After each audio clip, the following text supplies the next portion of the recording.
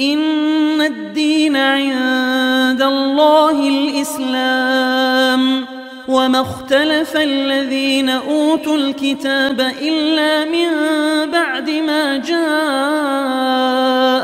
العلم بغيا بينهم ومن يكفر بآيات الله فإن الله سريع الحساب.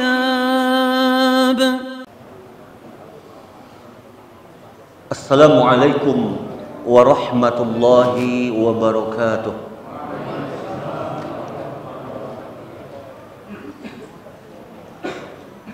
إن الحمد لله نحمده ونستعينه ونستغفره ونعوذ بالله من شرور أنفسنا ومن سيئات أعمالنا.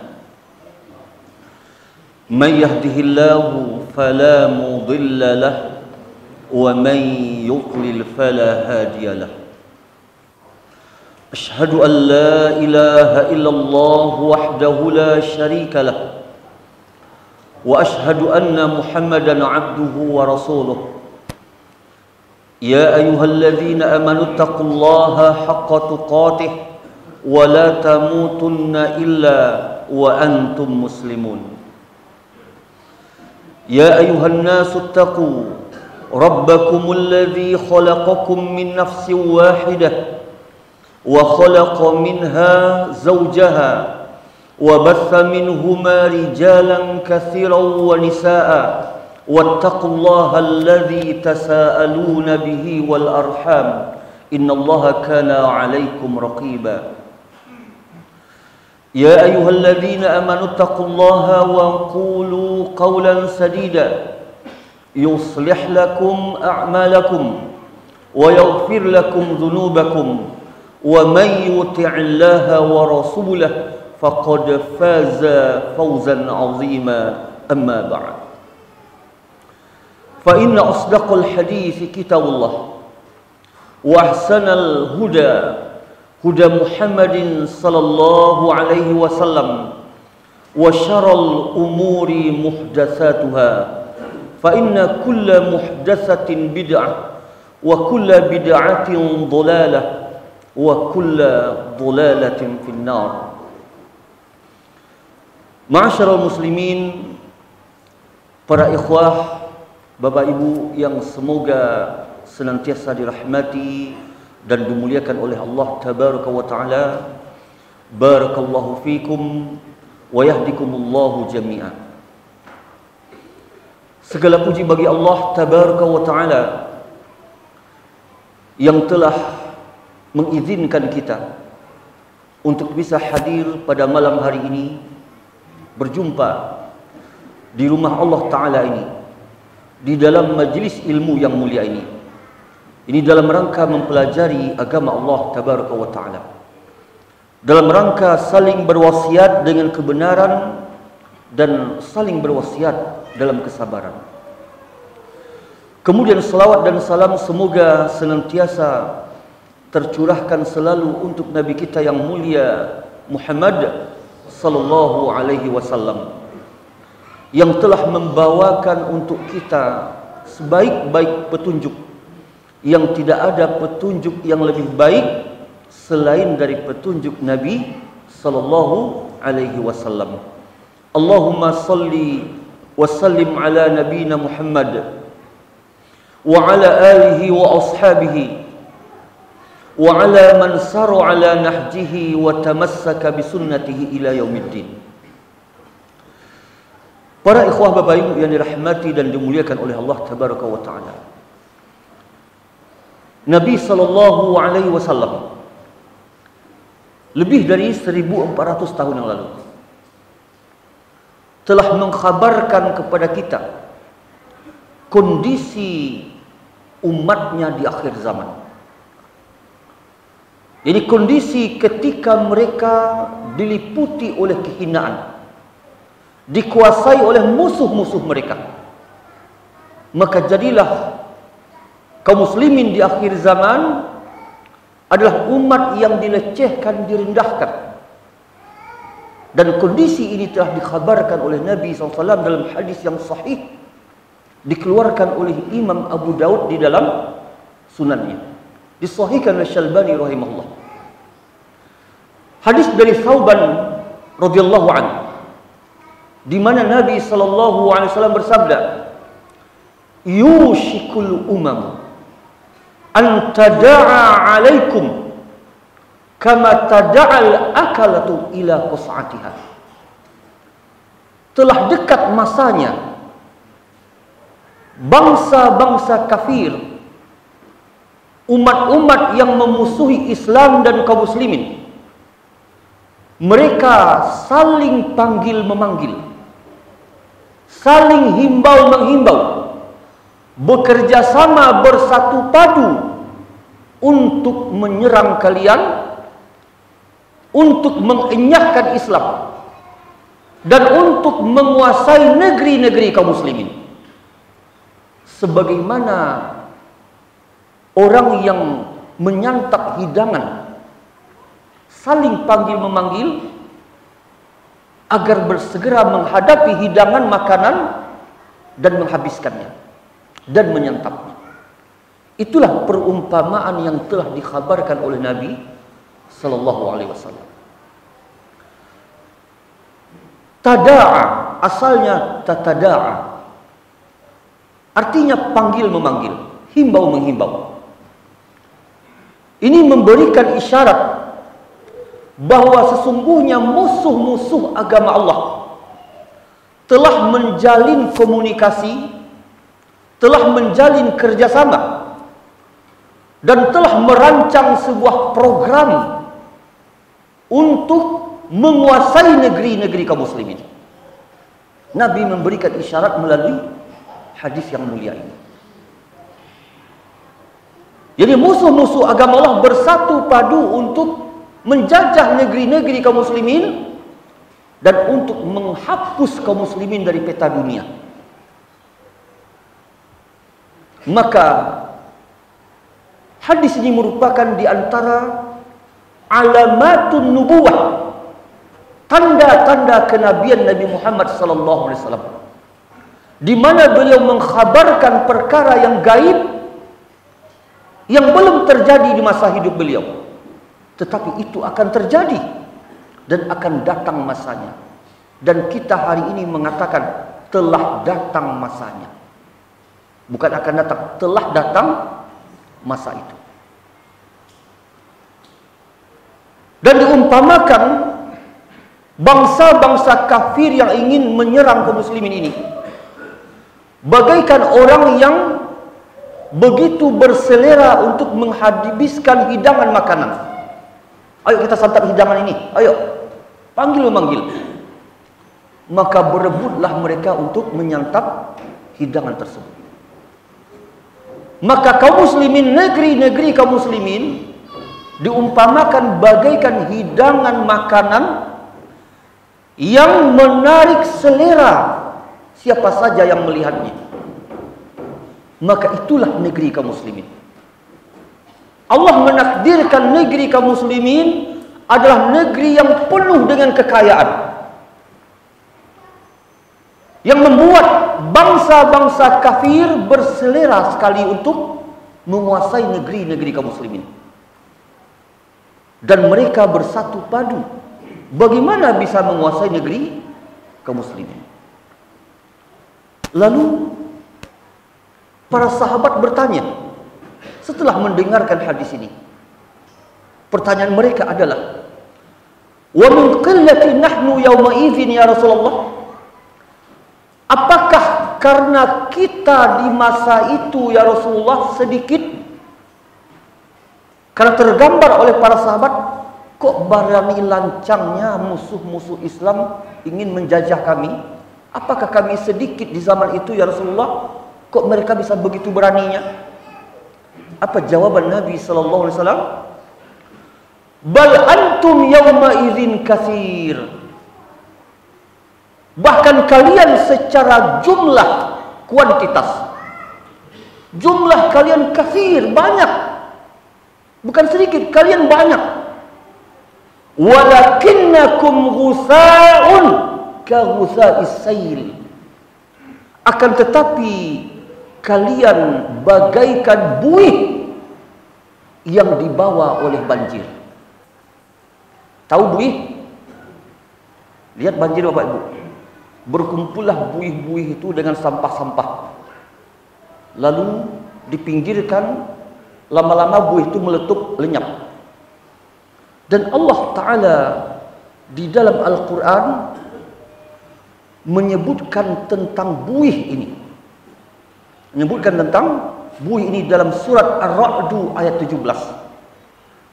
Kira-kira di bagian pertengahan, lebih dekat kepada akhir. Apa kata Allah Ta'ala tentang buih? Fa'ammaz zabadu fayadhabu jufa'an. Adapun buih, maka buih itu adalah sesuatu yang akan hilang sia-sia dan tidak bernilai. Dan hadis ini mengumpamakan kaum muslimin yang banyak itu bagaikan buih. Menunjukkan apa? Banyaknya jumlah kaum muslimin tidak sedikit pun menggentarkan musuh-musuh agama Allah. Karena banyaknya mereka adalah banyak yang tidak ada kualitasnya. Tidak menakutkan, tidak menggentarkan sedikit pun. Kelanjutan hadis ini akan disebutkan kenapa sebab itu terjadi. Walaupun kita banyak, tapi banyak yang tidak ada kualitasnya. Dan ini juga menunjukkan jumlah yang banyak tidak menjadi sebab musuh agama Allah takut kepada kita. Jumlah yang banyak tidak menjadi sebab kembalinya kejayaan Islam. Kalau jumlah yang banyak itulah jumlah yang tidak memiliki kualitas. Kualitas apa maksudnya? Kan ada insinyur, kan ada profesor. Kualitas agamanya, itu yang kita maksud. Di mana profesor hari ini tidak mengerti akidah yang sahih. Dia profesor. Dia profesor tapi tidak mengerti menerjemahkan la ilaha illallah dengan benar. Dia profesor tapi tidak mengerti cara wudhu yang benar, cara sholat yang benar. Maka itu yang dimaksud. Kualitas agamanya tidak ada. Jahil tentang Islam dan tenggelam dalam berbagai macam penyimpangan dari syariat agama Islam. Maka jumlah yang banyak ini tidak menakutkan. Tapi lihatlah, di awal-awal Islam maka hanya ada beberapa orang du'afa dari kalangan budak, dari kalangan orang-orang miskin, seperti Ammar bin Yasir, Bilal bin Rabah, Khabbab bin Araf, dan yang lainnya, radhiyallahu anhum ajma'in. Akan tetapi lihat, sejarah menjadi saksi atas hal ini. Orang-orang lemah ekonomi ini, lemah ataupun rendah derajat status sosialnya ini, namun keimanannya lebih kokoh daripada gunung. Lebih kokoh daripada gunung. Maka Allah takdirkan kemuliaan Islam melalui tangan mereka. Bukan melalui para bangsawan. Bukan melalui orang-orang kaya dan seterusnya. Bukan melalui para penguasa dunia. Tapi melalui tangan orang-orang lemah inilah Islam Allah kembalikan kejayaannya, Allah bangkitkan Islam ini. Disebabkan apa? Islam yang terrealisasi sempurna pada kehidupan mereka. Walaupun mereka dalam pandangan manusia adalah orang-orang du'afa. Ma'asyiral muslimin, para ikhwah yang semoga senantiasa dirahmati dan dimuliakan oleh Allah Tabaraka wa Ta'ala. Maka kaum muslimin banyak, tetapi bagaikan buih yang dibawa oleh banjir. Kemana air banjir membawanya, ke situlah dia ikut. Dilempar ke sana, dilempar ke situ, lenyap, habis, hilang. Maka kaum muslimin karena tidak memiliki kualitas agama yang baik ini, maka dia begitu mudah diombang-ambing oleh musuh-musuh agama Allah. Mudah bagi mereka untuk menguasai kaum muslimin. Lalu Nabi melanjutkan, wala yanza'anallahu min suduri aduwikum al-mahabata minkum. Dan sungguh Allah akan mencabut rasa takut, rasa segan dari dada musuh-musuh kalian terhadap kalian. Musuh tidak segan lagi kepada kalian. Musuh tidak takut lagi kepada kalian. Di mana dahulu tidak pernah terbayangkan oleh dua negara ataupun dua kerajaan yang diistilahkan hari ini memiliki kedikjayaan. Siapa kerajaan itu? Rum dan Persia. Dan dalam pandangan mata mereka dahulu, orang-orang Arab itu adalah orang-orang kolot, kuno, penggembala domba, padang pasir. Itu dalam pandangan mereka. Yang tidak pernah mereka menyangka orang-orang Arab akan menaklukkan kerajaan mereka. Maka orang-orang yang dianggap kolot ini, turunlah di sana risalah nubuwah, turun kenabian. Allah turunkan di situ Islam. Maka tatkala Islam telah mereka amalkan, mereka pegang dalam kehidupan mereka, maka jadilah dua kerajaan ini di fase-fase perjalanan sejarah dakwah Islam dikuasai oleh negeri kaum muslimin. Yang dahulu ketika mendengar nama sahabat Umar ibn al-Khattab radhiyallahu an, maka alangkah takutnya panglima-panglima perang Persia dan Romawi mendengarkan nama sahabat Umar bin Khattab. Karena Allah lah yang menanamkan rasa takut itu.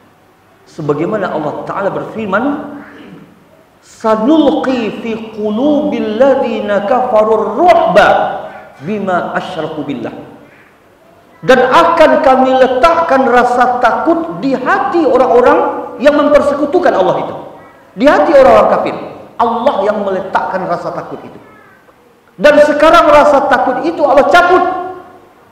Dan tidak lagi mereka takut sedikit pun kepada kita. Apakah kita mengira kalau negara kita menguasai teknologi nuklir, memiliki Apache, memiliki senjata segala macam, orang kafir takut? Tidak sama sekali. Tidak sama sekali. Dan jangan pernah menyangka Allah kembalikan kejayaan Islam dengan teknologi militer, persenjataan dan sebagainya. Tidak. Allah tidak pernah menjadikan itu semua sebagai sebab takutnya orang kafir kembalinya kejayaan Islam. Allah tidak pernah menjadikan itu. Lalu apa kata Nabi sallallahu alaihi wasallam? Wa la yaqdhifannallahu fi qulubikumul wahan.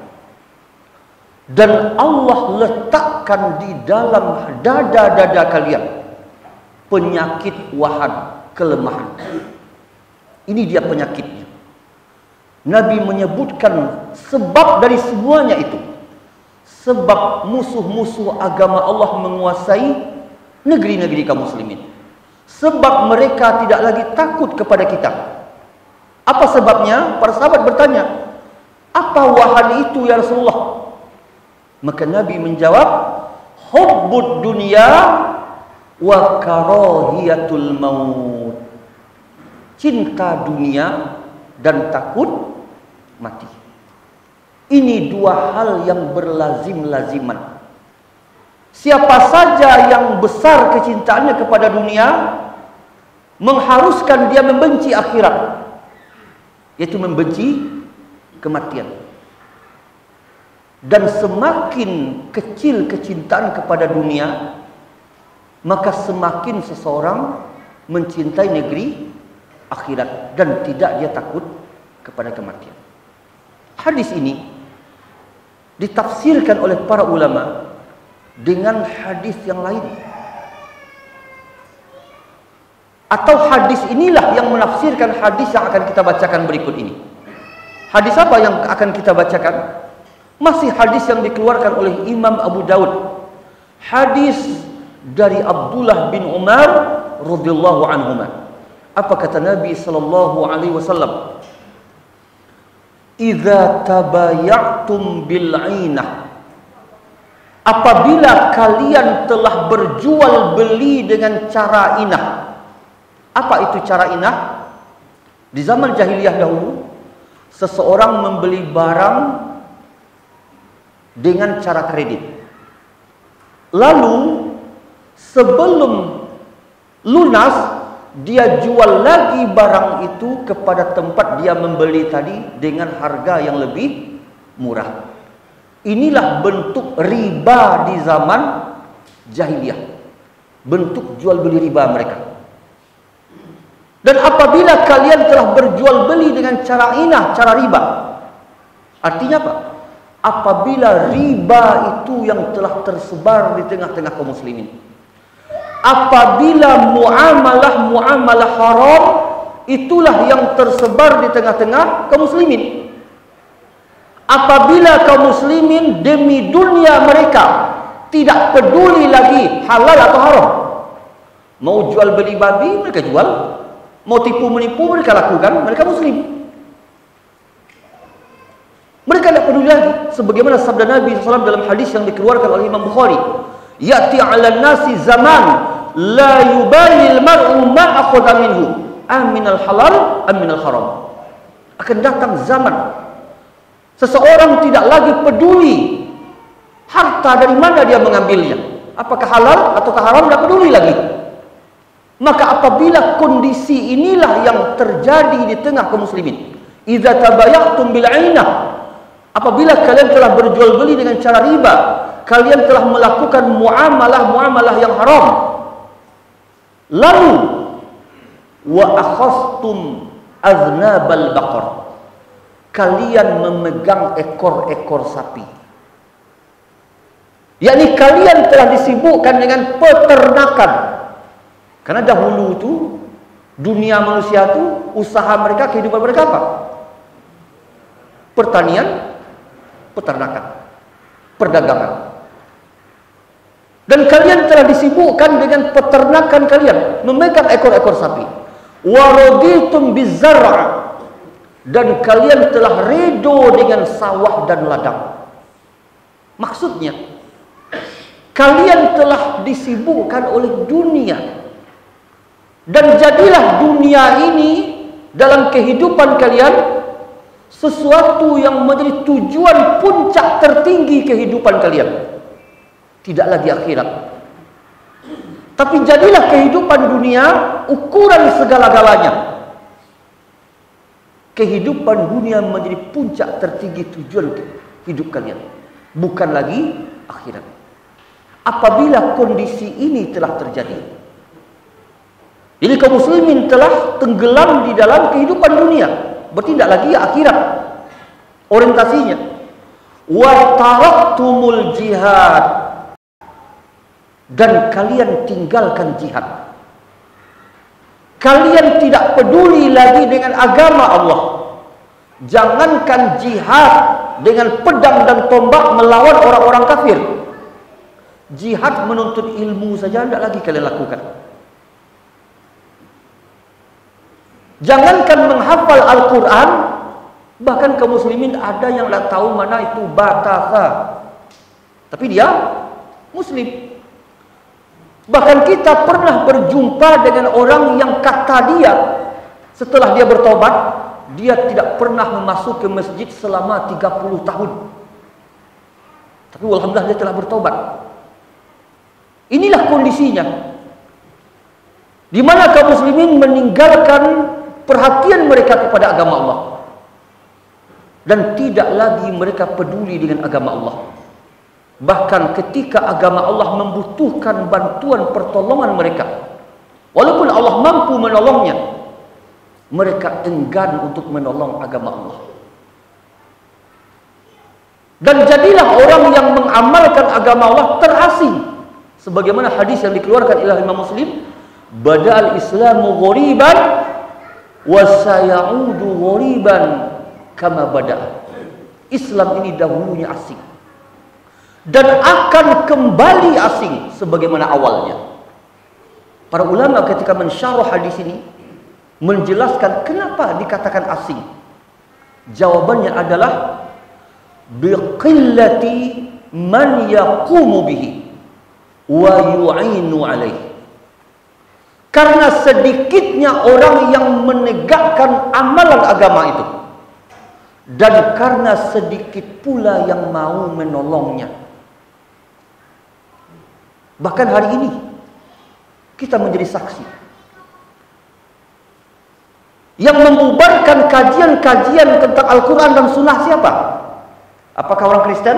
Apakah orang Buddha? Apakah orang Hindu? Tidak. Yang membubarkan kajian-kajian mengkaji Al-Quran dan Sunnah siapa? Orang Islam itu sendiri, Wahabi katanya. Lihat itu, orang Kristen tidak dibubarkan. Sedikit yang menegakkan Islam, yang mengenalnya, sedikit yang mau menolongnya.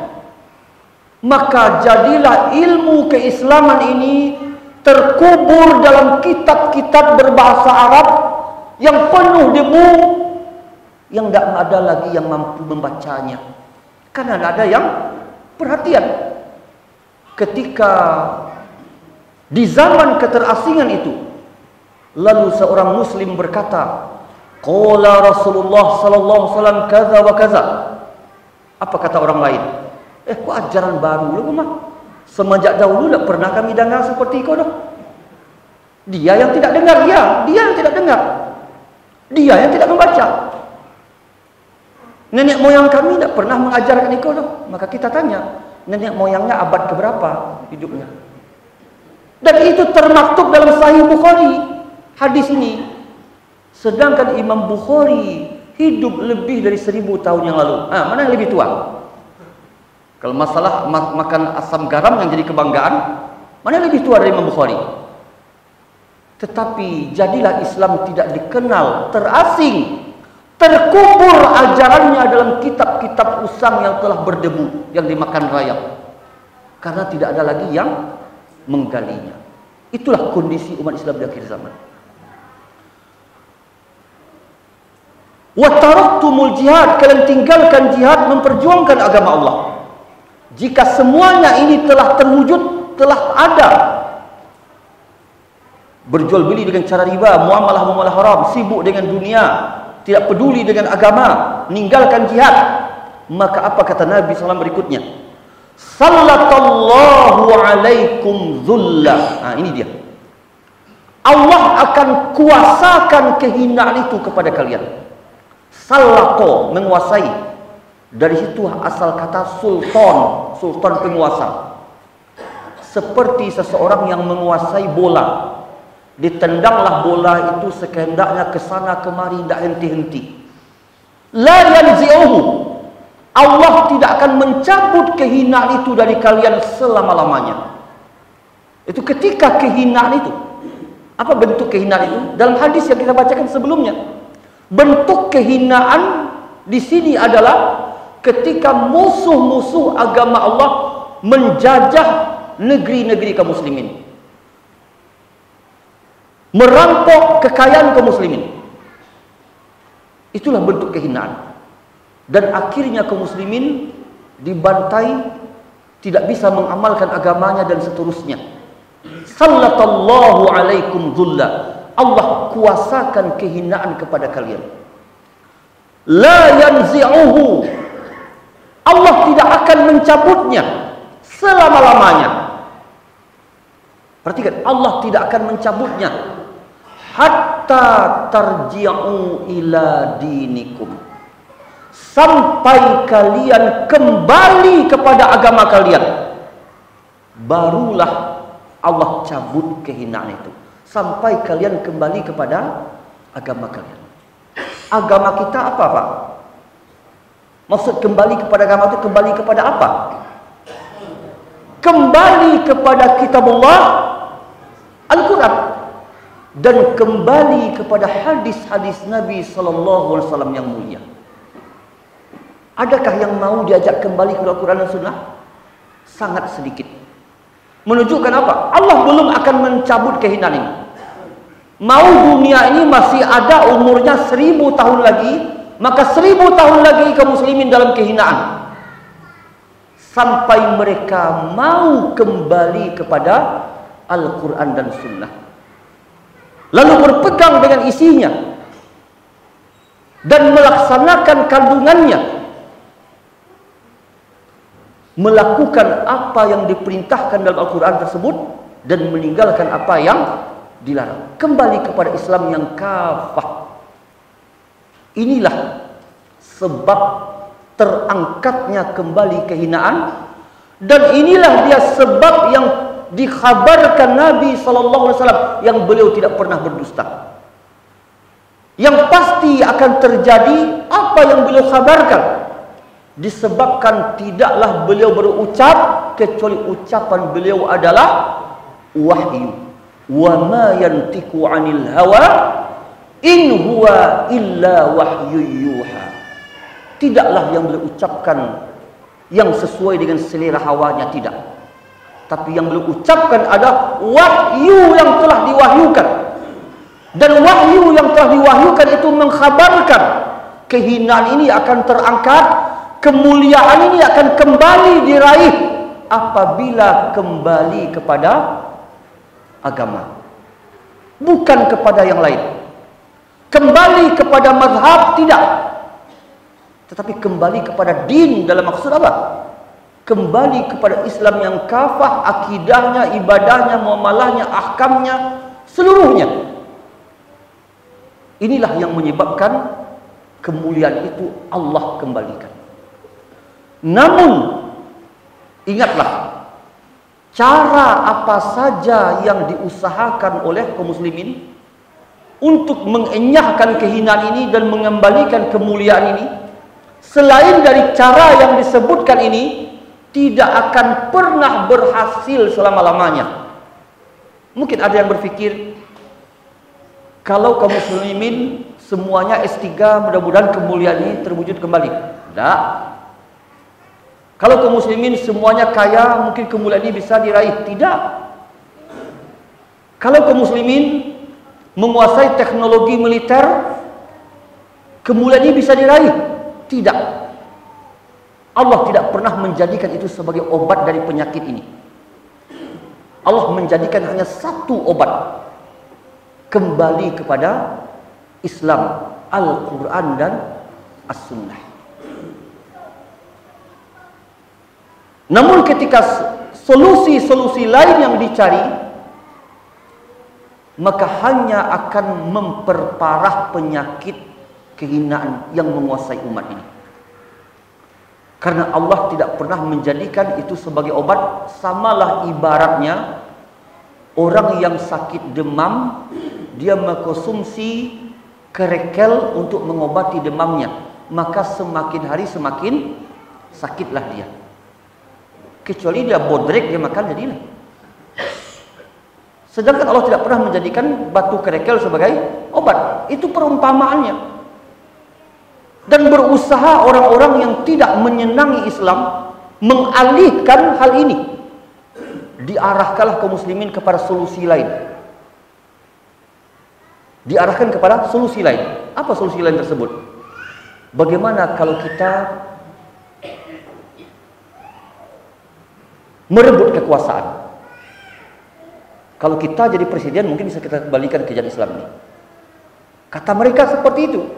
Menurut mereka, kalau mereka menguasai parlemen, menguasai pemerintahan, mereka bisa mengembalikan kejayaan Islam. Maka tidak akan pernah bisa, yakinlah. Coba sebutkan satu saja teori ini kalau pernah terbukti. Siapa yang pernah menguasai pemerintahan baik di Aljazair, Mesir dan seterusnya, lalu dia berhasil mengembalikan kejayaan Islam? Coba sebutkan satu saja yang pernah terbukti. Tidak ada. Kenapa? Karena teorinya terbalik dengan teori yang telah Allah tetapkan. Teori yang Allah tetapkan apa? Dari bawah baru bisa menguasai yang atas. Kalau teori mereka apa? Atas dulu baru bawah. Dari mana teori ini? Allah sebutkan dalam surat An-Nur ayat 55. Apa kata Allah Ta'ala? Wa'adallahu alladhina amanu minkum wa 'amilus shalihat la yastakhlifannahum fil ard kama istakhlafa alladhina min qablihim. Wa'adallah, Allah berjanji. Siapa yang berjanji? Allah. Innallah la yukhliful mi'ad. Allah tidak pernah mengingkari janjinya. Aku kan janji palsu Pak, bukan janji caleg ini. Ini janji Allah. Wa'adallah, Allah berjanji. Kepada siapa berlaku perjanjian ini?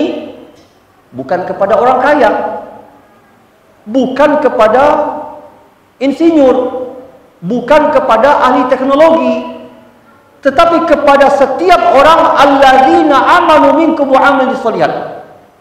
Kepada setiap orang yang beriman di antara kalian dan beramal soleh, kepada mereka Allah membuat perjanjian yang pasti akan Allah wujudkan perjanjian itu. Apa perjanjian itu? La yastakhlifannahum fil ardh. Sungguh Allah akan beri mereka kekuasaan di muka bumi. Sungguh Allah akan berikan kekuasaan kepada mereka di muka bumi, sebagaimana Allah berikan kepada orang-orang sebelum mereka. Orang-orang Arab padang pasir, para sahabat yang kata orang-orang Persia, Romawi, orang-orang kuno, orang Kolok, penggembala domba, ternyata Allah berikan kepada mereka kekuasaan yang bisa meruntuhkan kerajaan mereka. Allah berikan, itu telah terbukti. Dan Allah berjanji Allah akan berikan kekuasaan itu sebagaimana Allah berikan kepada orang-orang sebelum mereka. Wala yumakkinanna lahum dinahumul ladzi irtadha lahum. Dan sungguh Allah akan kokohkan agama yang diridhoi untuk mereka. Bagaimana kokohnya agama yang dimaksud di sini? Kaum muslimin mengamalkan agama itu tanpa ada rasa takut sedikit pun, dan tanpa ada gangguan sedikit pun. Wanita muslimah kalau mau bercadar, kalau mau berjilbab, tidak ada rasa takut sedikit pun, tidak ada yang melarang, tidak ada yang mengganggu. Aman dia mengamalkan agama. Mau azan, tegak agama tersebut. Seluruh syariat Islam ini mereka amalkan, tidak ada gangguan, halangan sedikit pun. Ini menunjukkan apa? Kokoh agama tersebut. Wala yubaddilannahum min ba'di khaufihim amna. Dan Allah akan ganti rasa takut itu dengan rasa aman. Ini janji Allah. Adakah nikmat yang lebih besar dari rasa aman?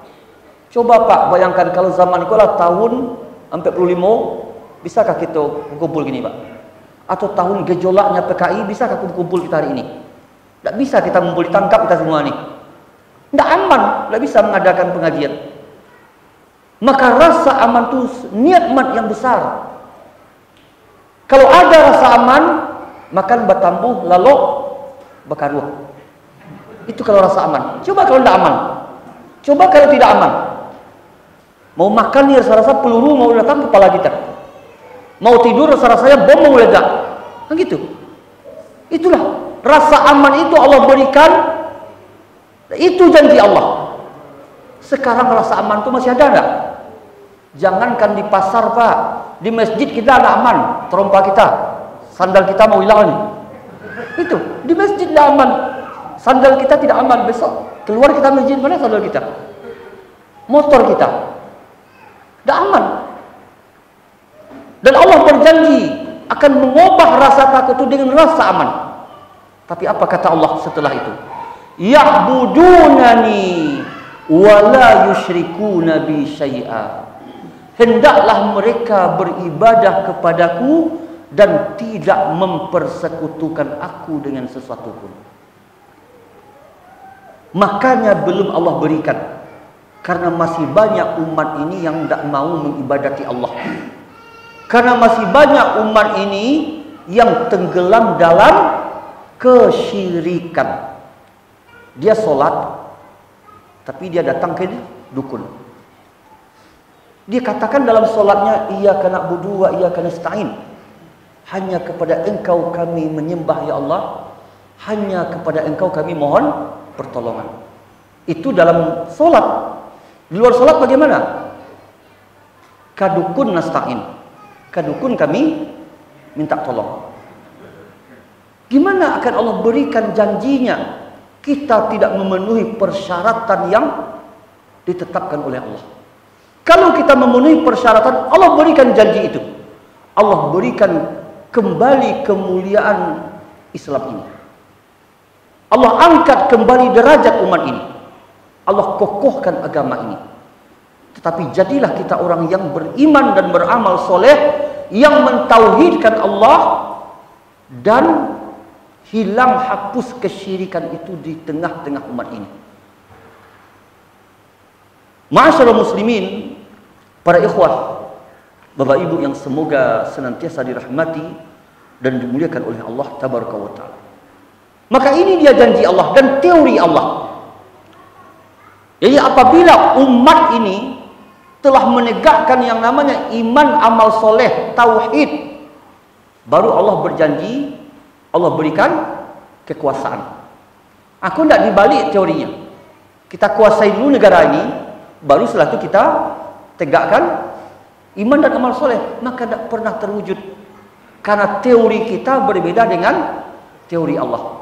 Bahasa lainnya, Allah berkata begini, kita berkata begitu. Kira-kira yang berlaku kata kita atau kata Allah? Tentu yang berlaku adalah kata Allah, bukan kata kita.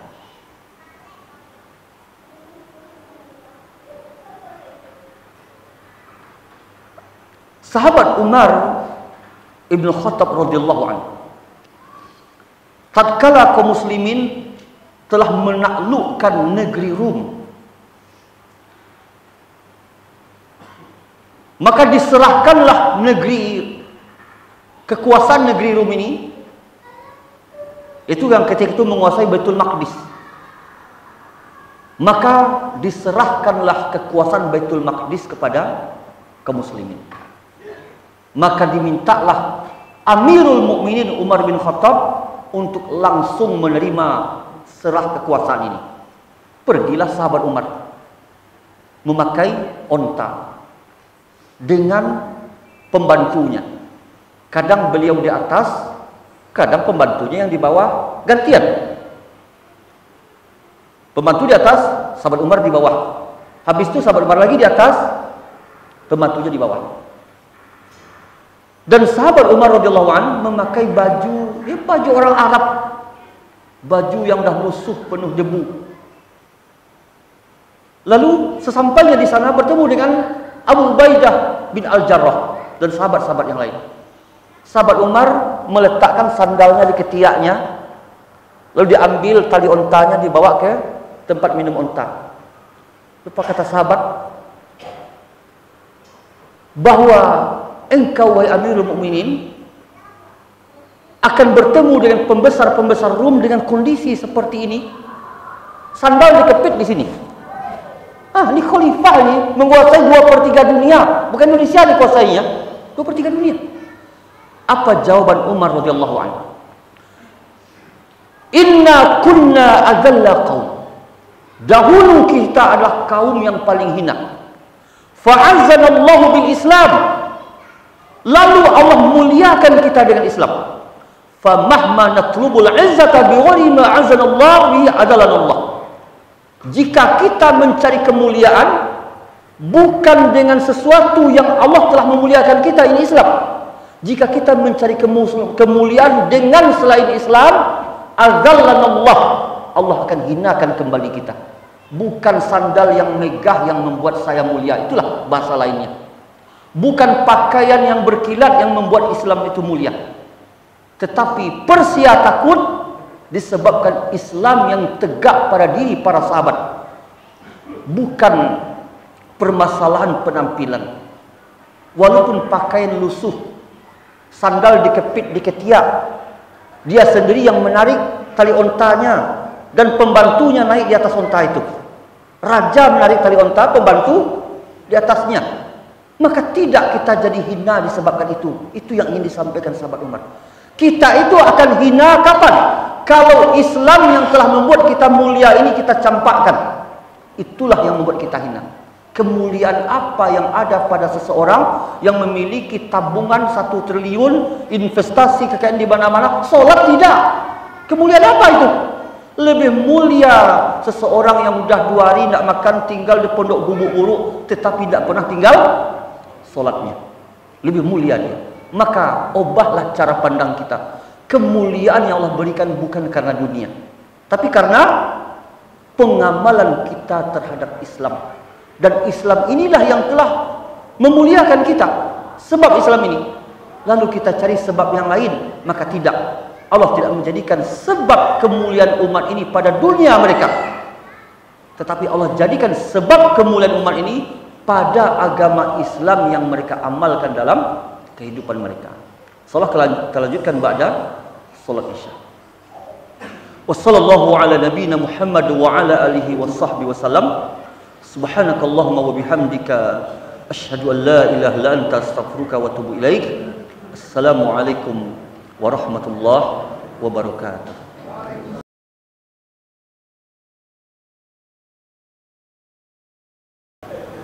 Assalamualaikum warahmatullahi wabarakatuh.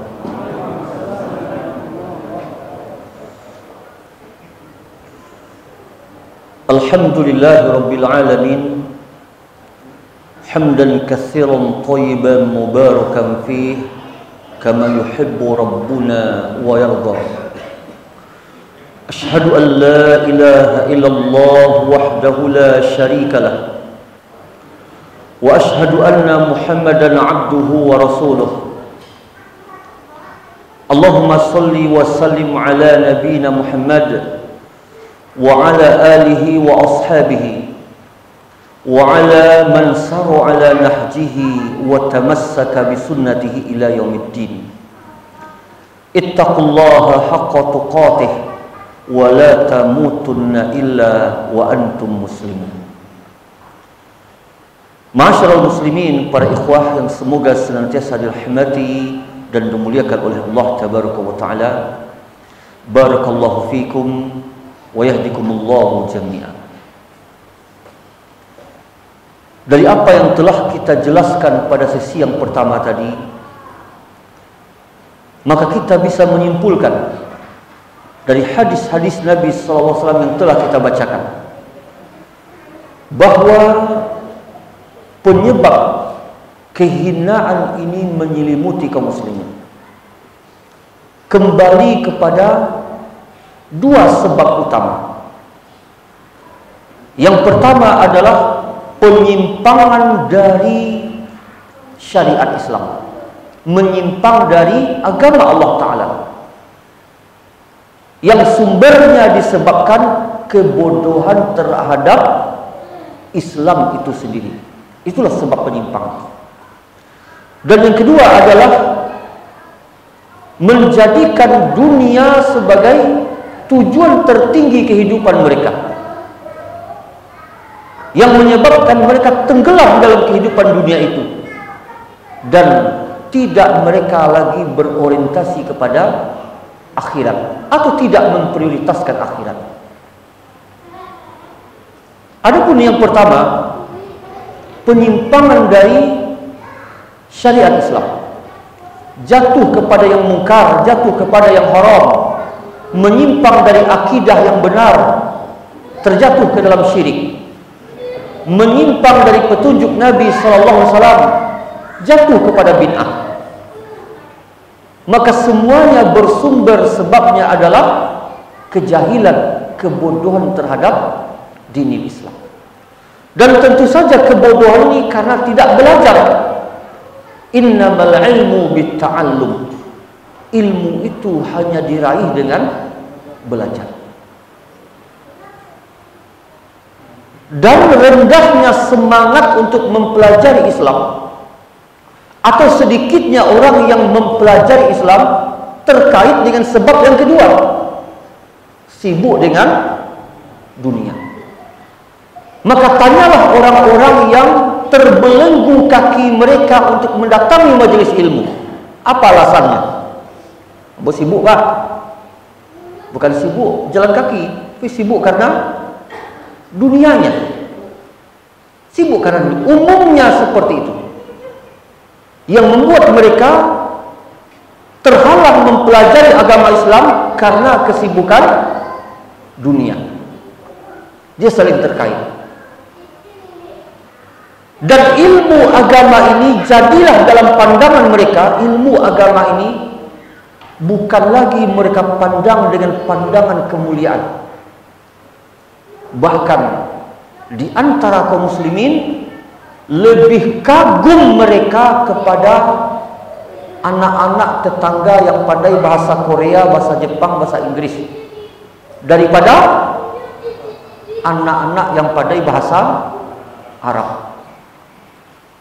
Bahkan sebagian mereka menganggap pondok pesantren tempat penitipan anak-anak nakal. Tak terima di negeri, pesantren ni lah. Mereka lah yang menempatkan ilmu agama itu rendah, tidak mulia dalam pandangan mereka. Lalu bagaimana lagi dengan musuh-musuh Islam? Mereka saja memandang agama mereka seperti itu. Kalau dikatakan si fulan insinyur bangunan, kagum langsung mereka. Insinyur fulannya. Si fulan ustaz. Ustaz. Kan gitu. Maka Allah berfirman dalam surat Ar-Rum ayat yang ke-7. Coba lihat. Ya'lamuna zahiran minal hayati dunya wa hum 'anil akhirati hum ghafilun. Mereka hanya tahu, hanya berilmu tentang zahirnya kehidupan dunia saja. Hanya itu yang mereka tahu. Tapi tentang agama, tentang akhirat, mereka lalai, mereka bodoh. Silahkan lihat kitab tafsir mana saja dari kitab-kitab tafsir Ahlussunnah. Apakah Ibnu Katsir, At-Tabari, Al-Baghawi, Ma'alimut Tanzil, Taisir Karimur Rahman, Fathul Qadir. Terserah.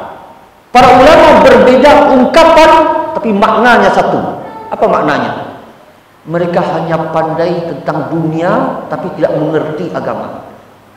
Kalau ditanya kepada mereka bagaimana membangun gedung yang anti gempa, merekalah pakarnya.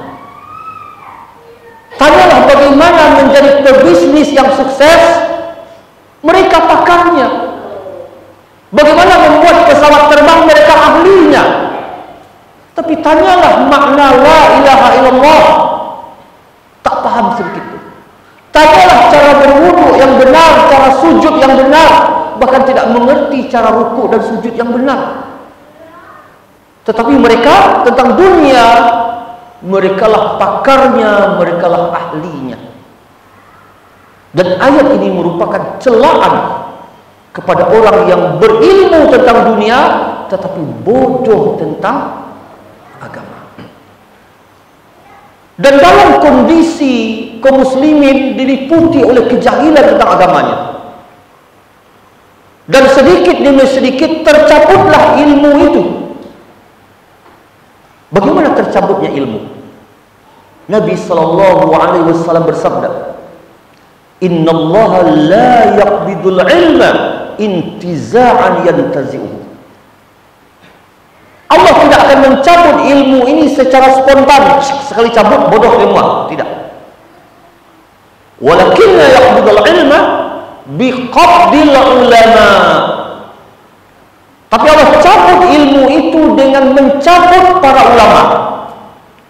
Bagaimana? Diwafatkanlah orang-orang yang berilmu. Lalu dikatakan, di negeri fulan dahulu hiduplah seorang alim. Kapan? 20 tahun yang lalu, 30 tahun yang lalu. Lalu sekarang siapa yang tersisa? Tidak ada lagi yang tersisa. Wafat dia membawa ilmunya. Yang dia tinggalkan sedikit, yang dia bawa lebih banyak. Ambo pribadi pernah tinggal di Batu Sangkar di daerah Sumani selama 7 tahun. Pertama kali kita datang 2013 Maret, lalu kita diperkenalkan oleh salah seorang ikhwah dengan perpustakaan yang ada di Masjid Jami' Sumani.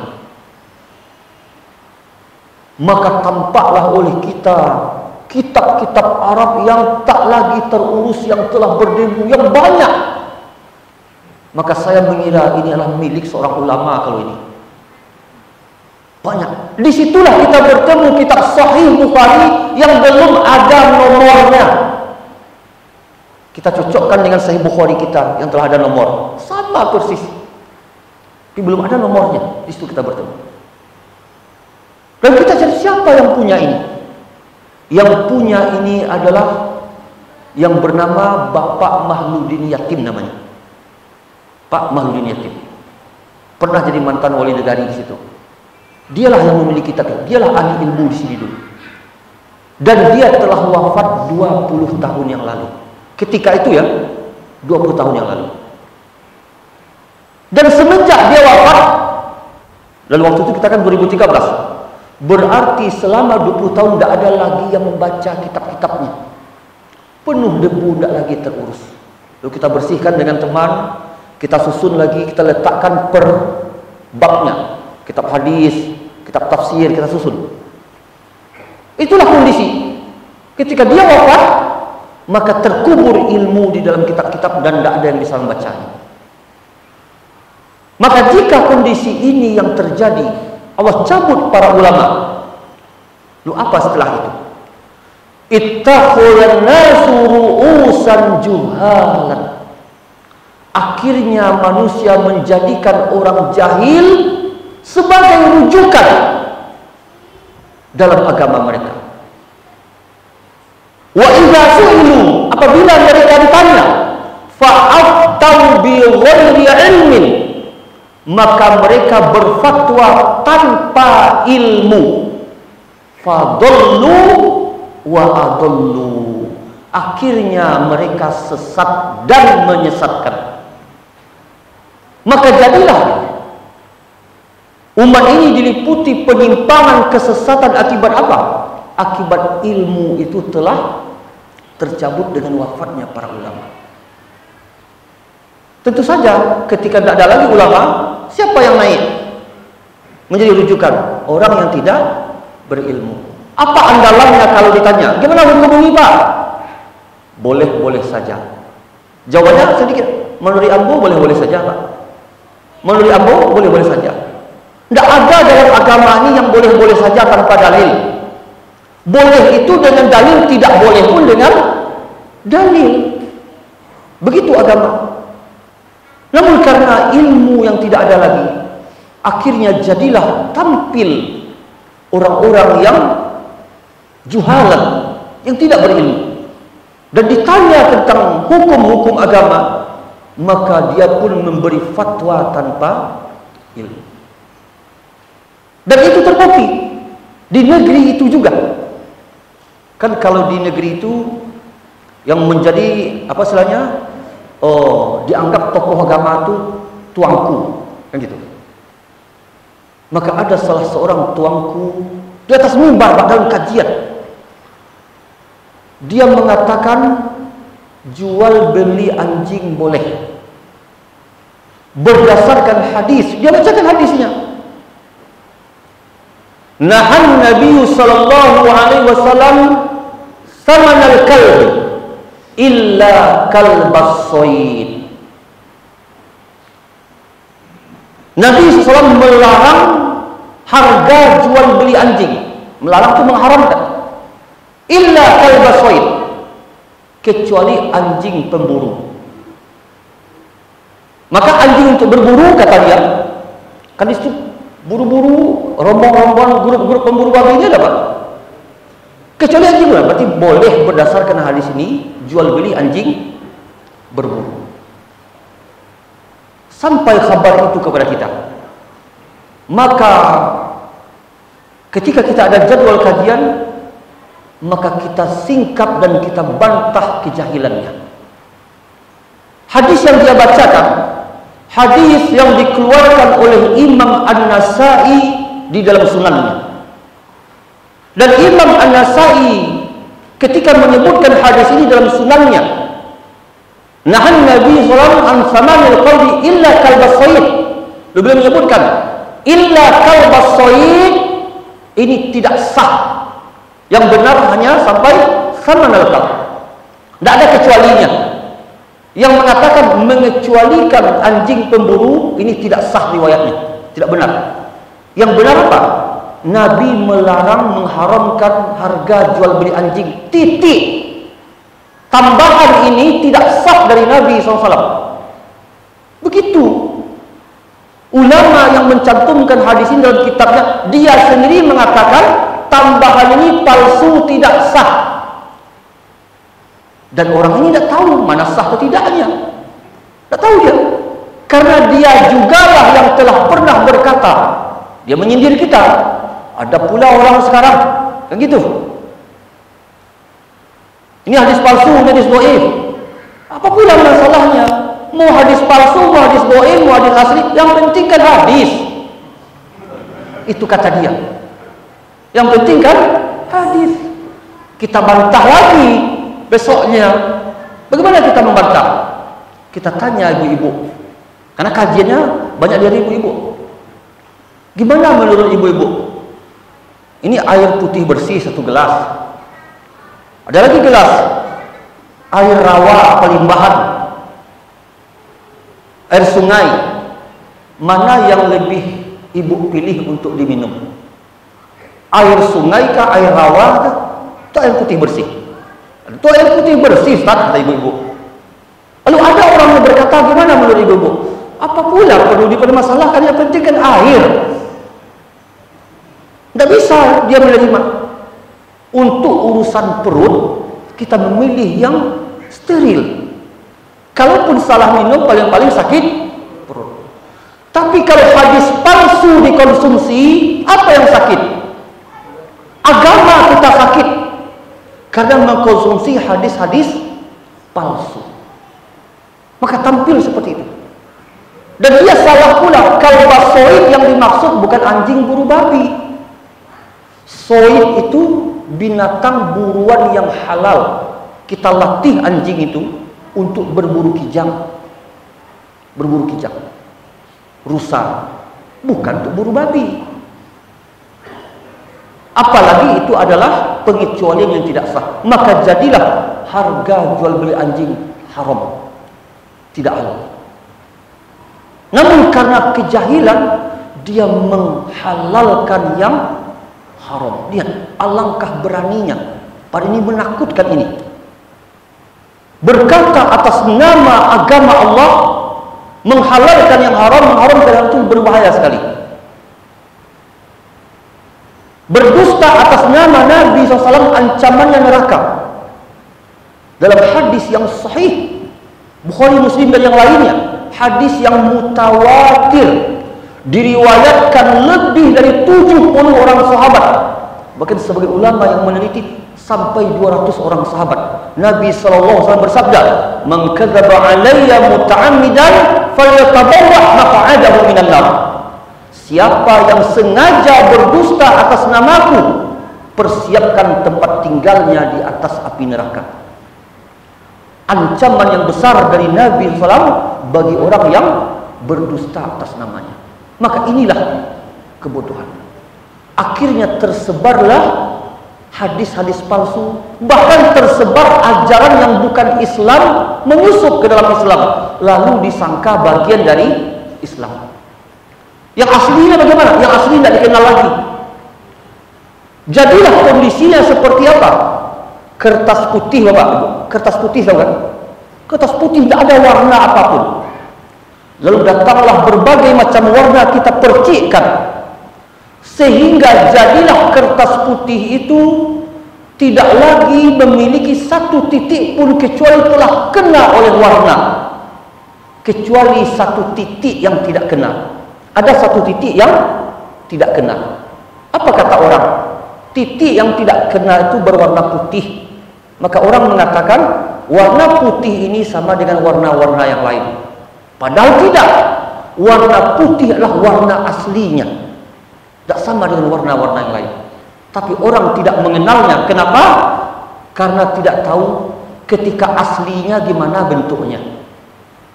Maka begitulah kaum muslimin hari ini tidak lagi mengenal Islam yang aslinya itu bagaimana. Bagaimana yang aslinya itu? Disebabkan apa? Disebabkan karena telah begitu lama Islam itu terkubur ilmunya. Kalaupun ada yang tahu, takut untuk menyampaikan. Kalau disampaikan apa? Disampaikan maka jimat itu syirik. Kita bacakan hadisnya misalnya, Innar ruqa wa tama'im wa tiwalah syirkun. Hadis dikeluarkan oleh Imam Ahmad. Nabi mengatakan sesungguhnya mantra, kemudian jimat, guna-guna adalah syirik. Maka akan marahlah para penggemar mantra, akan marahlah para penggemar jimat. Kalau dikatakan man ata kahinan, man ata arrafan fasa'alahu an syai' lam tuqbal lahu salatun arba'ina yawman. Hadis dikeluarkan oleh Imam Muslim. Siapa yang mendatangi dukun bertanya kepadanya, tidak diterima salatnya 40 hari 40 malam, akan marah pula para penggemar dukun. Akan tetapi itulah agama kita. Itulah kebenaran yang harus kita mengetahuinya. Kalau bukan kita yang mempelajari agama kita, siapa lagi? Akankah kita biarkan Islam ini semakin asing sampai nanti puncaknya manusia akan terkejut ketika ada orang yang azan di masjid? Akan sampai itu masalahnya, Pak. Manusia akan terkejut ketika mendengarkan suara azan di masjid. Apa ini? Suara apa ini? Suara yang tidak pernah kami mendengarnya, atau telah lama sekali kami tidak pernah mendengarnya. Dulu puluhan tahun yang lalu waktu kecil kami pernah ingat ada yang menyuarakan suara itu. Tapi setelah kami berumur 70 tahun baru ini kali kami mendengarnya. Akan terjadi masa itu. Bahkan saking asingnya orang tidak tahu lagi apa itu salat, puasa. Sebagaimana hadis yang dikeluarkan oleh Imam Al-Hakim, yadrusul Islam kama yadrusus thawb. Akan luntur Islam itu sebagaimana lunturnya warna pada baju. Hatta la yudra mas-salat wa mas-siyam. Sehingga tidak lagi diketahui apa itu puasa, apa itu salat, tidak lagi orang tahu. Islam ini akan hilang, dan puncaknya nanti menjelang datangnya kiamat, Ka'bah akan diruntuhkan. Itu menjelang kiamat. Maka jadilah kebodohan terhadap agama Islam merupakan tanda-tanda kiamat. Merupakan tanda-tanda kiamat. Bapak Ibu kaum muslimin yang dirahmati dan dimuliakan oleh Allah Tabaraka wa Ta'ala. Kaum muslimin disebabkan ketidaktahuannya tentang syariat Islam, sehingga jadilah amaliyah Islam ini begitu mudah dia tinggalkan. Contohnya solat berjamaah, terutama subuh dan isya, di mana Nabi SAW dalam Sahih Muslim dan yang lainnya beliau mengatakan, athqalus salati 'alal munafiqin salatul isya wa salatul fajr. Solat yang paling berat dilakukan orang munafik solat isya berjamaah dan solat fajar. Lalu Nabi mengatakan, "Lau ya'lamuna ma fihima la atawhuma walau kana habwa." Seandainya mereka tahu keutamaan besarnya pahala yang terkandung pada dua solat ini, subuh dan isya berjamaah, niscaya mereka akan datang ke masjid walaupun dengan merangkak, karena saking besarnya pahalanya. Tetapi keimanan yang lemah tidak meyakini. Dia yakin kalau apa? Kalau mau dia datang merangkak. Kalau apa? Pengurus mengumumkan, siapa yang datang besok subuh ke masjid bonus 1 juta per orang. Langsung penuh masjid. Bahkan Seorang tua akan memaksa anak yang sakit untuk datang. Datanglah 1 juta. Datanglah. Akan penuh masjid, yakin kita kalau diumumkan itu. Maka jadi uang 1 juta lebih mulia daripada solat isya dan subuh berjemaah. Apalagi qobliyah subuh, khairun minad dunya wa ma fiha. Lebih baik daripada dunia dan seisinya. Tapi banyak kaum muslimin tidak tahu keutamaan qobliyah subuh yang lebih baik daripada dunia dan seisinya. Apalagi solat subuhnya, qobliyahnya saja sudah seperti itu. Tidak mengapa Bapak rugi 1 hari itu 100.000, tetapi qobliyah subuh tidak tinggal. Namun kita lebih merasa rugi kalau apa? Uang 100.000 hilang daripada qobliyah subuh yang hilang. Bahkan sholat subuhnya tinggal pun dia tidak merasa rugi. Maka itulah pandangan kita terhadap agama. Itulah baru harga Islam dalam kehidupan kita. Harga yang remeh-temeh. Bahkan seorang wanita muslimah mau dia membuka jilbabnya kalau supermarket itu mensyaratkan, saya terima karyawati di sini tapi syaratnya buka jilbab. Mau dia buka jilbab itu. Alangkah hinanya Islam ini di mata kaum muslimin, apalagi di mata musuh-musuh Islam. Maka bagaimana kita mengharapkan kembali ke janji Islam ini kalau kaum muslimin sendiri tidak menghargai nilai dari Islam itu. Kemudian disibukkan dengan dunia. Dan Allah Ta'ala berfirman, Alhaakumut takafur. Takasur, memperbanyak harta, memperbanyak kekayaan dunia, telah melalaikan kalian. Dari apa? Dari mengamalkan agama ini, dari berbekal untuk kehidupan akhirat. Hatta zurtumul maqabir, sampai kalian zur, za asal katanya zaro yazuru, ziarah, sampai kalian berkunjung ke kubur, menziarahi kubur. Menunjukkan apa? Kita tidak selamanya di kubur, kan kita berziarah. Adakah orang berziarah lalu tinggal di tempat dia berziarah itu? Tidak. Dia berziarah sebentar lalu akan meninggalkan tempat ziarah itu. Sudah sampai di liang kubur baru dia sadar. Tapi di kubur tidak selamanya, dia akan dibangkitkan dan berpindah ke alam akhirat yang lain. Maka disibukkan dengan urusan dunia. Dan kita biasanya baru tahu nilai agama ini di saat kita sangat membutuhkannya. Namun apa daya kalau saat kita membutuhkan itu, kita tidak mampu lagi mendapatkan apa yang kita butuhkan. Air segelas setengah gelas ini remeh bagi kita nih. Remeh sekali. Dimanapun bisa kita dapatkan. Tapi tanyalah orang yang di negeri tandus, yang luar biasa susahnya mendapatkan air,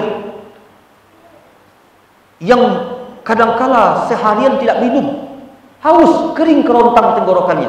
Alangkah berharganya ini. Kapan tahu nilai harganya? Ketika itu dibutuhkan. Seperti pepatah Arab yang pernah kita sebutkan dalam kajian.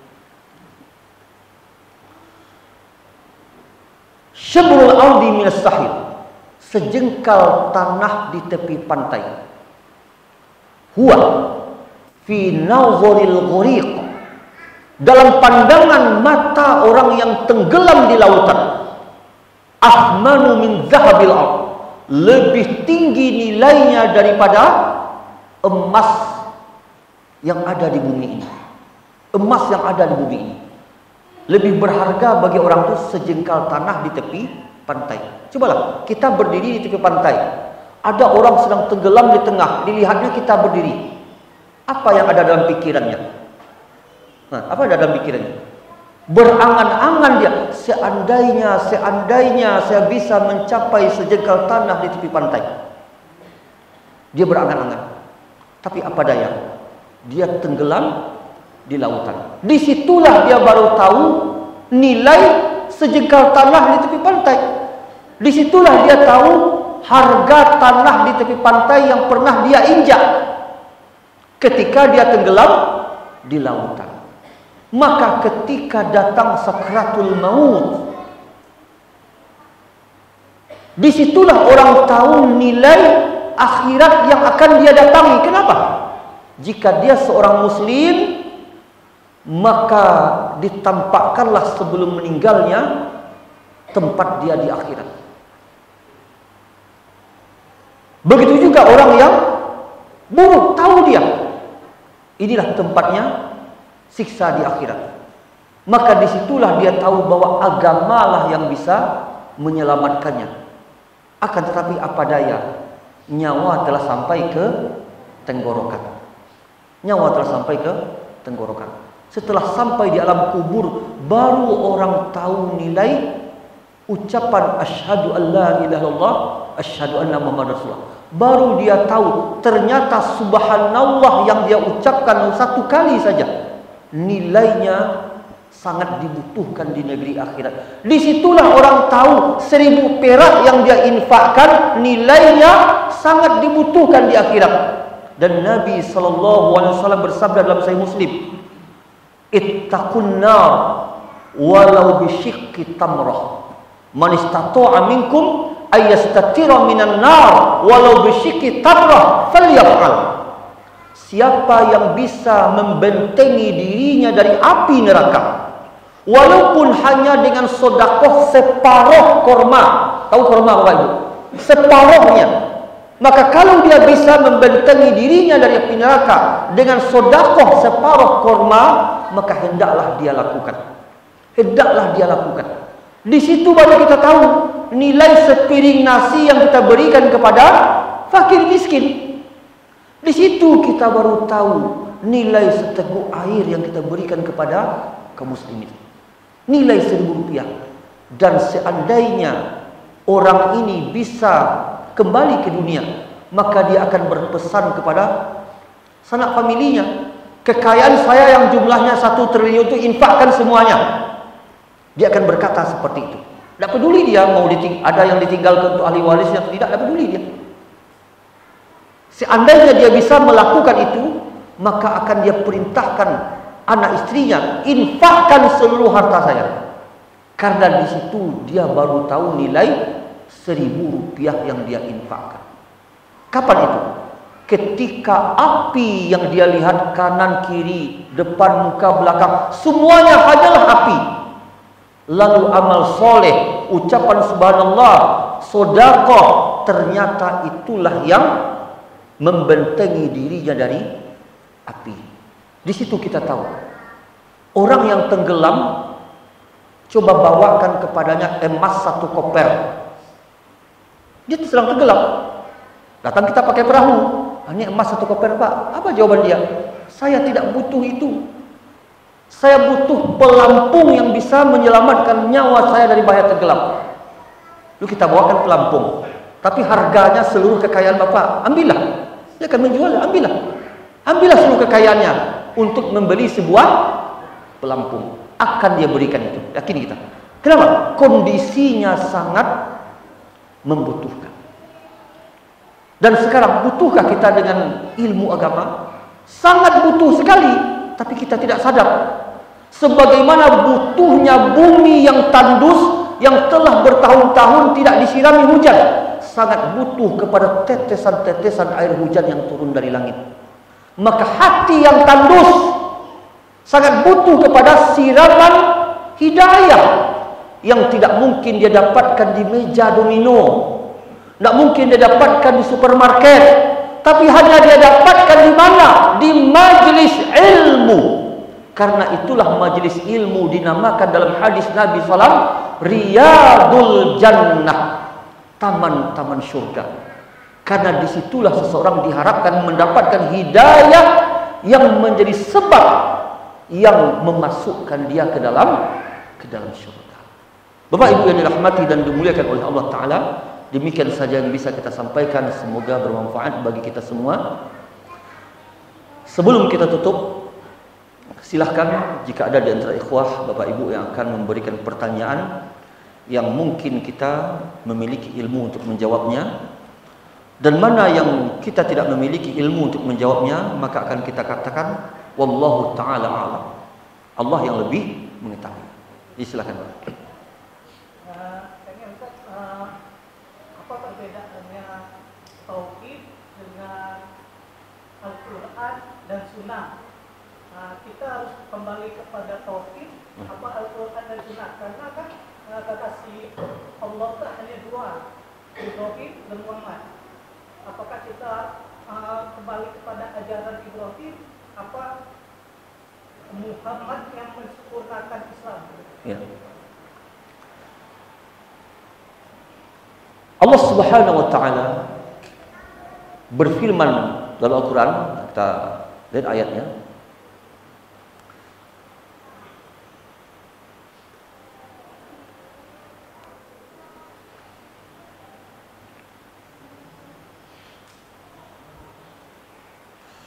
Dalam surat An-Nahl,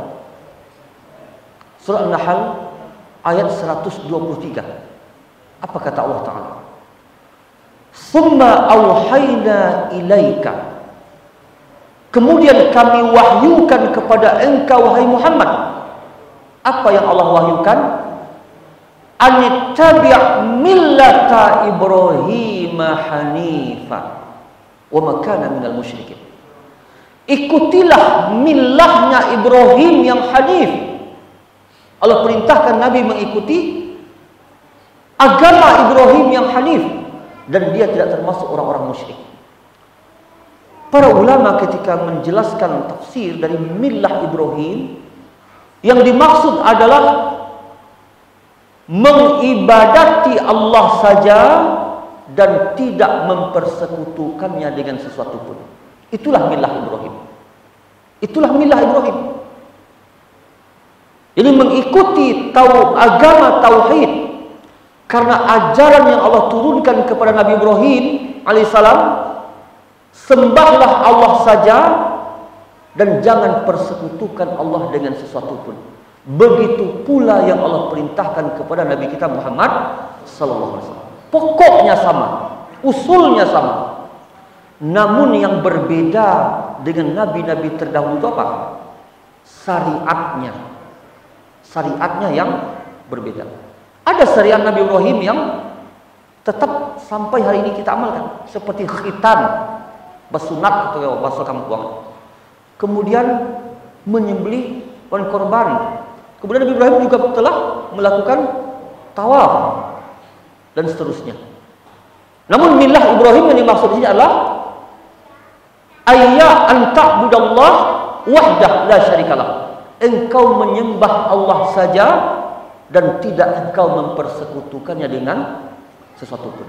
Dan Allah perintahkan Nabi kita Muhammad SAW untuk berada di atas millah Ibrahim, yakni berada di atas tauhid, menyembah Allah saja, tidak mempersekutukan Allah.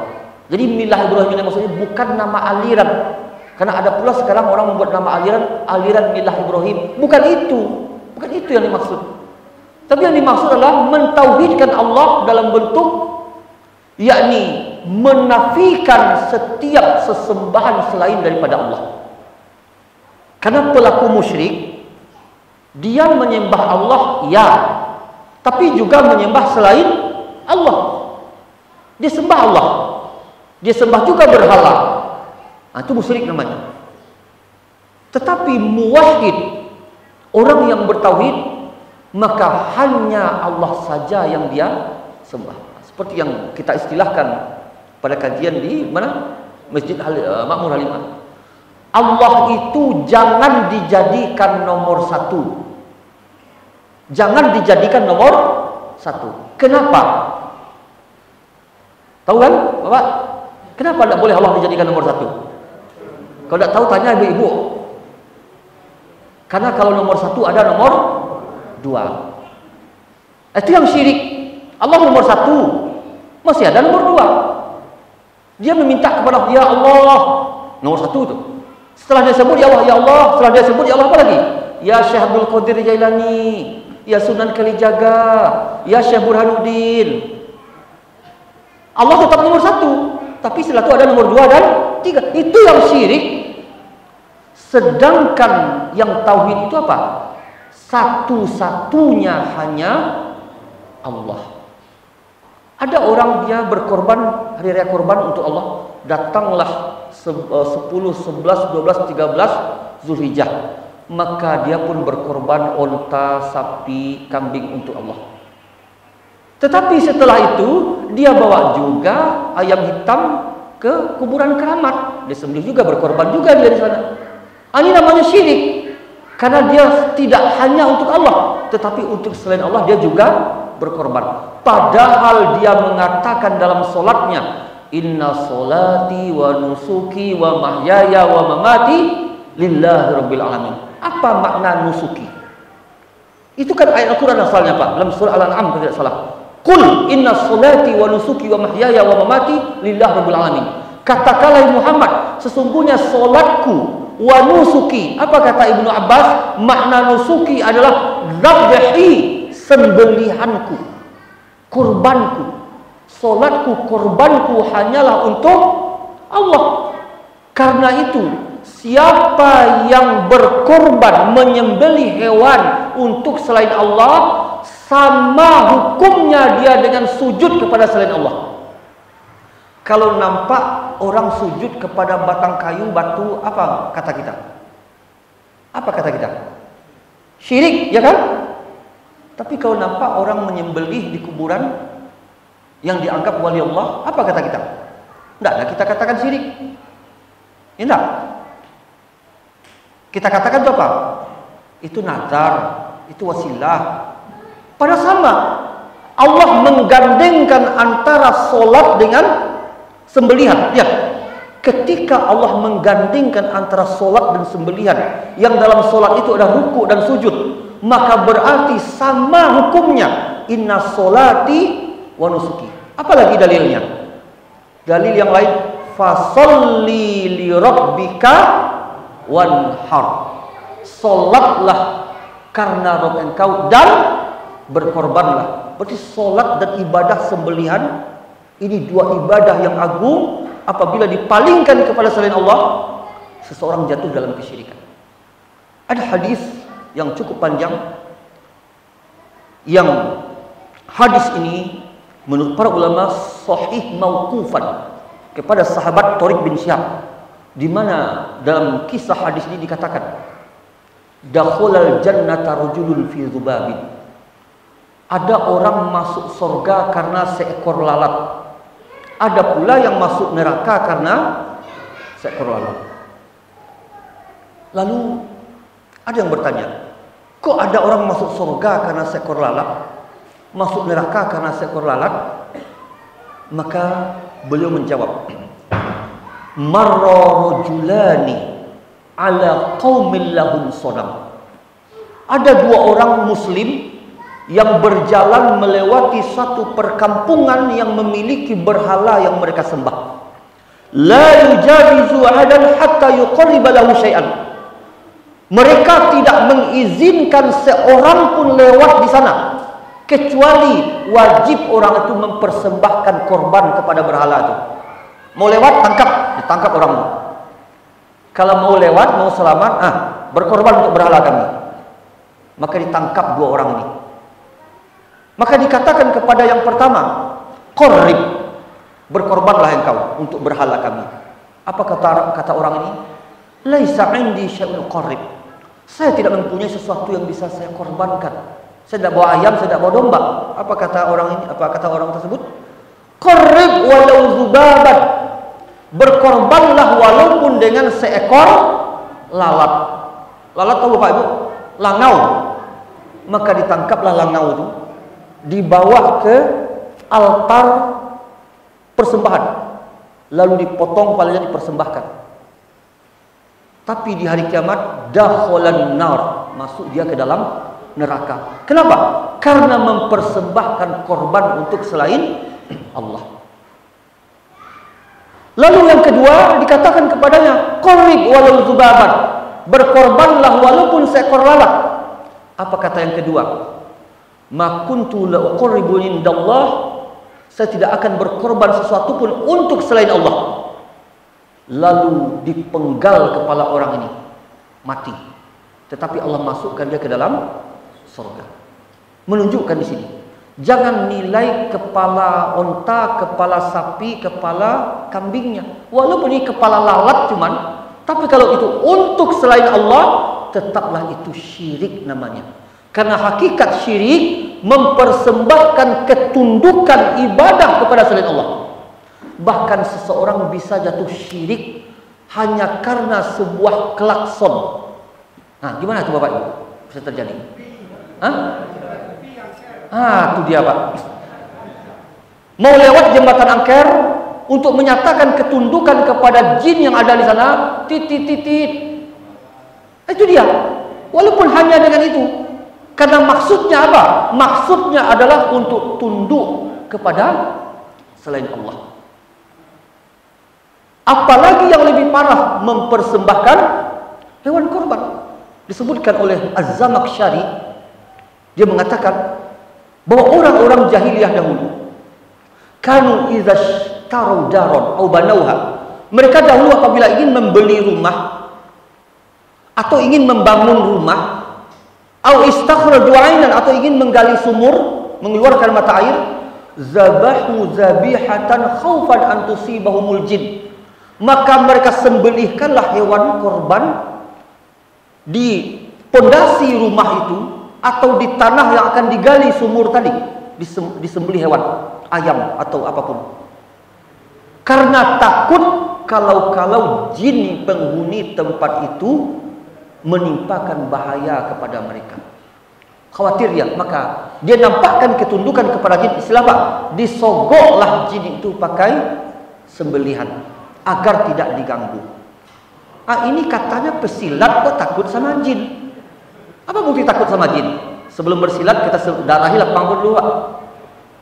Kita darahi lapangan dulu. Hakikatnya persembahan untuk jin. Itu hakikatnya. Maka setiap sembelihan untuk selain Allah, jatuhlah seseorang dalam yang dinamakan dengan syirik. Bahkan dalam Sahih Muslim, la'anallah man zabaha li ghairillah, Allah melaknat orang yang menyembelih untuk selain Allah. Maka tauhid adalah ifradullahi ta'ala bil ibadah, hanya itu mengesahkan Allah Ta'ala dengan hanya mengibadati Dia saja satu-satunya, tidak ada yang lainnya. Paham maksudnya Bapak Ibu? Wallahu ta'ala. Silakan. Berapa menit lagi? 5 menit lagi.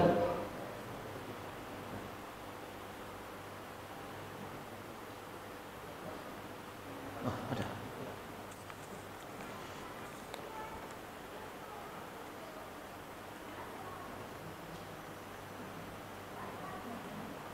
Ini agak panjang jawabannya nih, benar.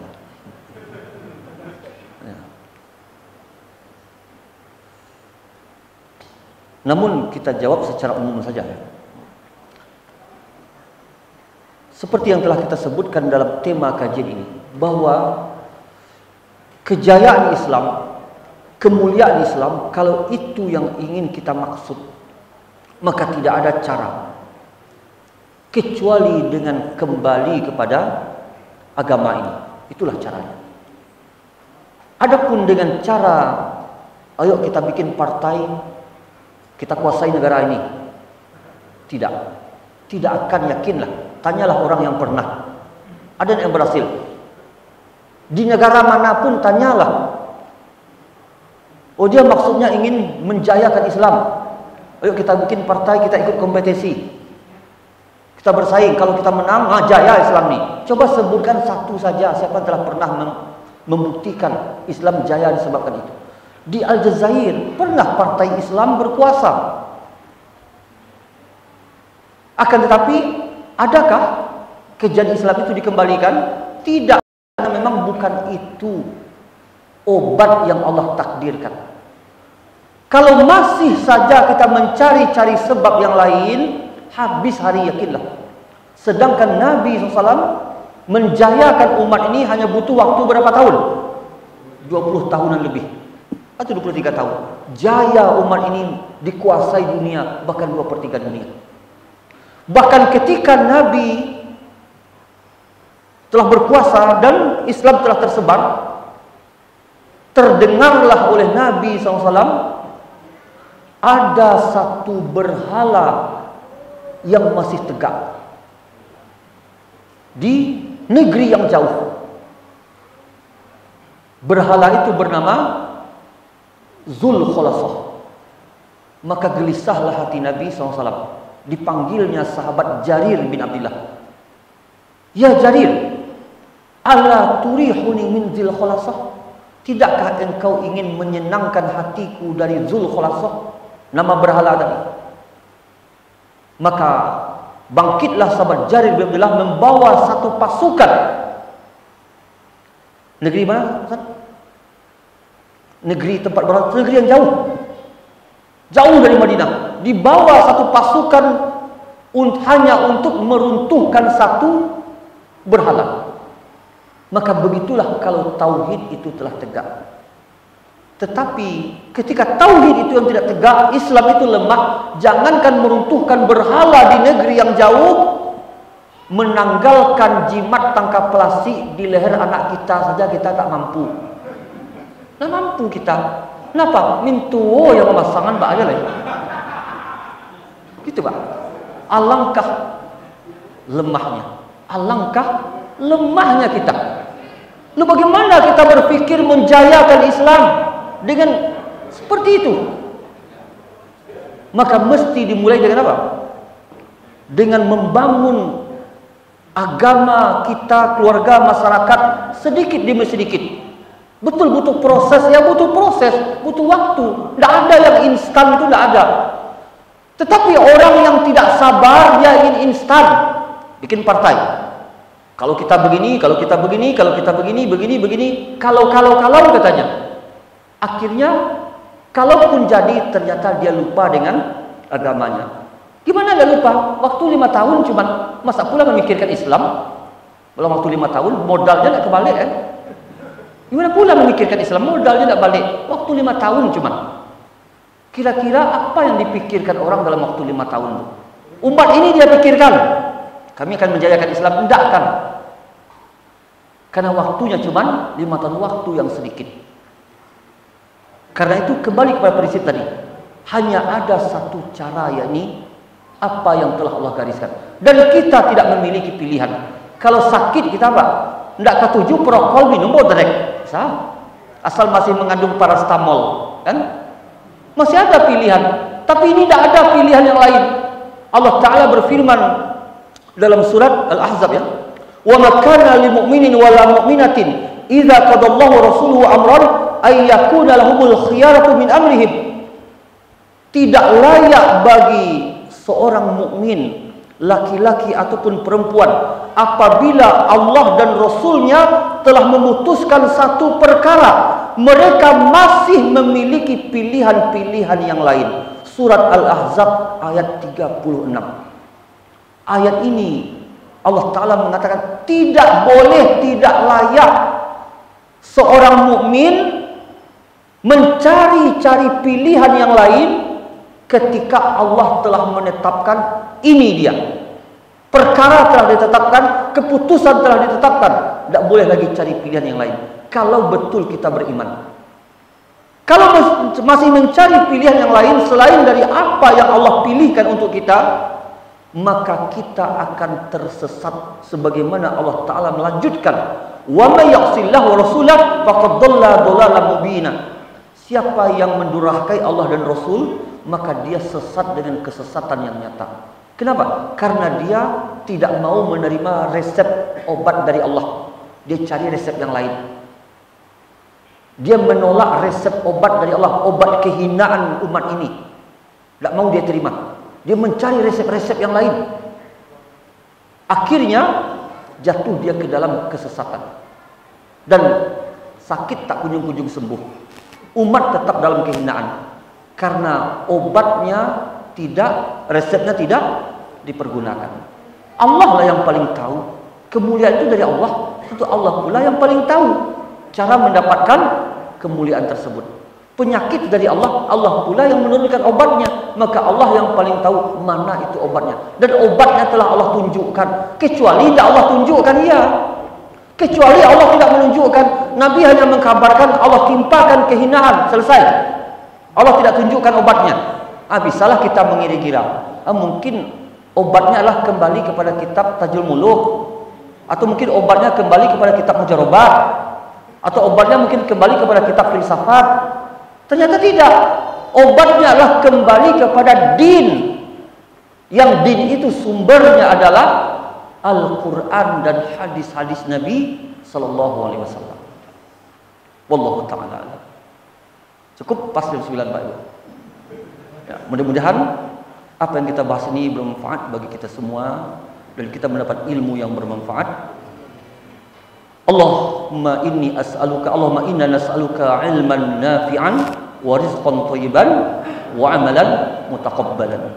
Wa sallallahu ala nabiyyina Muhammad wa ala alihi wa sahbihi wa sallam. Subhanakallahumma wa bihamdika asyhadu an la ilaha illa anta astaghfiruka wa atubu ilaik. Assalamualaikum warahmatullahi wabarakatuh.